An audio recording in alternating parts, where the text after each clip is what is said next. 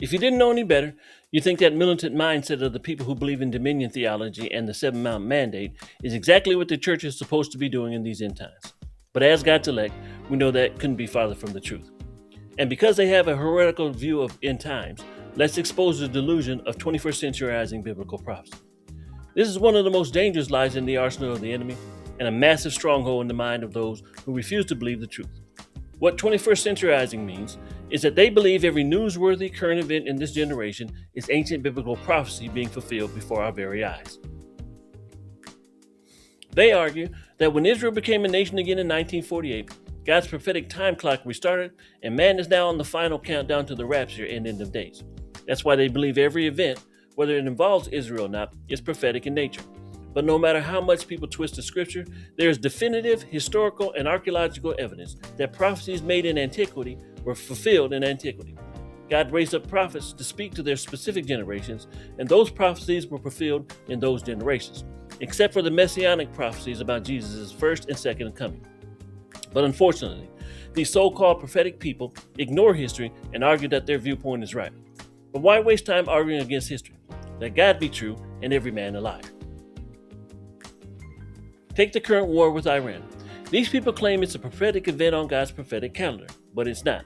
It's simply a part of the wars and rumors of wars that Jesus spoke of, the birth pains that have been occurring in every generation since he ascended. Now, if you actually study Ezekiel chapter 38, which is the prophecy that they're claiming is being fulfilled, you will realize that what we're seeing today does not match the narrative of that oracle. At the heart of this delusion is the fact that these people believe they have a mandate to establish God's kingdom on earth, and they think Jesus can't return until they set it up.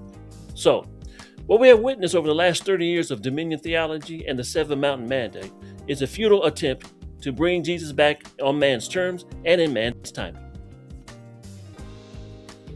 And this war of choice in Iran is proof of man trying to manufacture the outcome. At the start of this conflict, the Military Religious Foundation reported that they received hundreds of complaints from U.S. service members that some military commanders told their troops that the war was part of a divine plan. One combat unit commander said that President Trump was anointed by Jesus to light the signal fire in Iran to cause Armageddon and mark Jesus' return to earth. That's not God's plan. That's man's imagination influenced by seducing spirits trying to manufacture the outcome. In their arrogance and willful ignorance, they're trying to force Jesus to return when Jesus explicitly said the times and the seasons are in the Father's hands. Ecclesiastes chapter 1 verse 9 says, "There's nothing new under the sun." That means we're not watching prophecy being fulfilled, we are witnessing the repetitive nature of the birth pains warning us that the end is near. Ask any mother if there's anything she could do to bring that baby into the world on her own terms and time. She'll tell you that baby won't come until it's ready. So don't be deceived.